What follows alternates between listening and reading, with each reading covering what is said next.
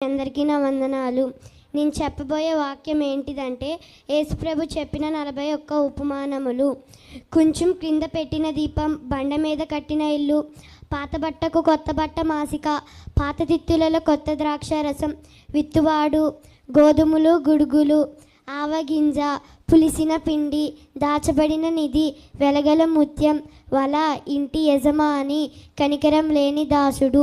ద్రాక్ష తోటలో పనివారు, 2 కుమారులు, దుర్మార్గులైన కాపులు, పెండ్లి విందు, అంజూర్పు చెట్టు, తెలివిగల గృహ నిర్వాహుడు, 10 మంది కన్యకలు, తలంతులు, గొర్రెలు మేకలు, తెలియని రీతిగా పెరిగిన విత్తనం, మెలకుగా ఉన్న దాసుడు, 2 అచ్చి ఉన్నవారు, మంచి సమరీయుడు, పీడించి అడిగిన స్నేహితుడు, బుద్ధి లేని దడికుడు, మెలకుగా ఉన్న దాసులు, పండ్లు లేని అంజూర్పు చెట్టు, పెండ్లి విందుకు వచ్చిన అతిథి, గొప్ప విందు, శిష్యుడౌటకు చెల్లించవలసిన వెల,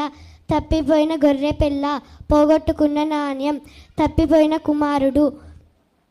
అవినీతిపరుడైన గృహ నిర్వాహుడు, ధనవంతులు, లాజరు, పనికిరాని దాసులు, అన్యాయస్తుడైన న్యాయాధిపతి, పరిసీయుడు, సుంకరి.